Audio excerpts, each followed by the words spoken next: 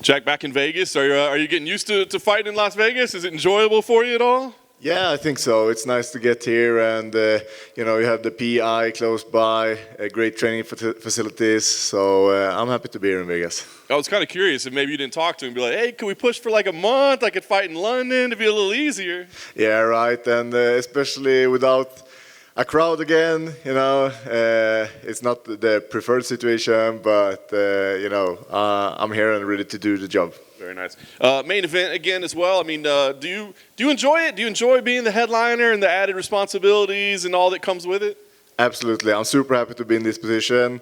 I think, you're privileged as a fighter to be headlining a card, and it means that the UFC are appreciating you and see you as one of their main fighters.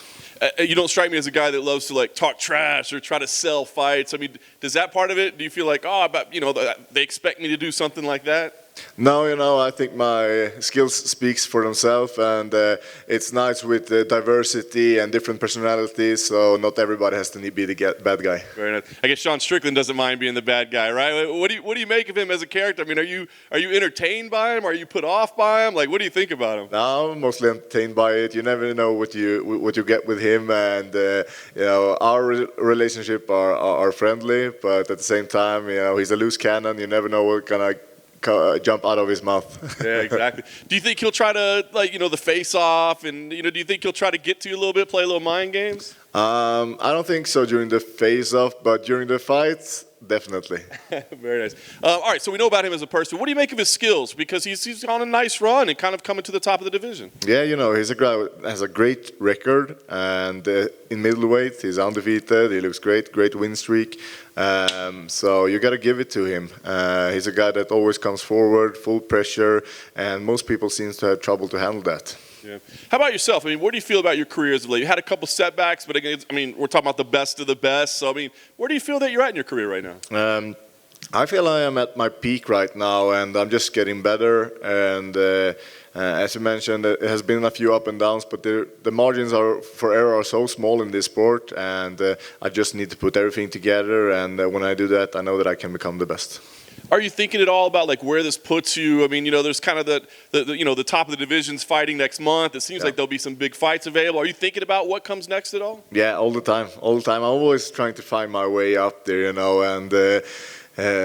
you have a couple of guys that are fighting, and it's gonna be interesting to see how it goes. But I feel with a great win here, I'm putting myself next in line. Yeah. Do you think you can be number one contender after this, basically, or even a title shot? I mean, where do you feel? Yeah, if I do a good enough performance, and then it depends on the other contenders, Bronze and Cannonier. How will they perform? Are they going to do an exciting fight or not? We had a lot of rematches lately. Victoria against Adesanya, now Whittaker against Adesanya. Do we want to see Bronson against Adesanya? I'm not sure. I think people want to see Jack Hermansson and Adesanya. I like it. You talked about him talking during the fight and stuff. Is that a good thing for you or a bad thing? I mean, do you have to make sure you keep yourself calm, or do you kind of like being fired up a little bit so you can teach him a lesson? I think it can be annoying, but I ask my sparring partners to do the same, just to be prepared for it, and I'm visualizing it, so I'm ready for whatever is coming out of his mouth or whatever techniques he's throwing at me. Nice. Do the sparring partners enjoy talking shit to you, basically? Yeah, I think so. Nice.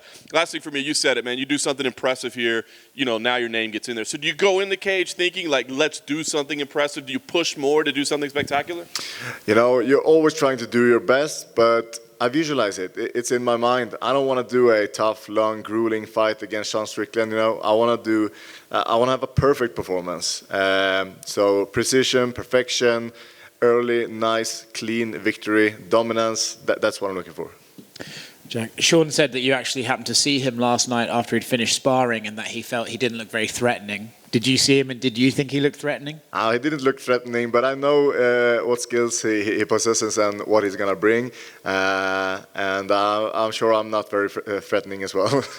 Is he one of those guys where you kind of almost have to accept the fact that he might stick around because he's tough and durable, so you can't think, well, I'll go in there, get rid of this guy. You have to sort of mentally prepare for maybe 3-4 rounds. Yeah, definitely. You always have to be ready, and he's extremely durable, hard to finish. I think he only was finished once. So he's not an easy guy to get out of there. But at the same time, I think that that motivates me to be able to do that that nobody else is able to do. So yeah. What was the most upsetting or insulting thing a training partner said to you during sparring?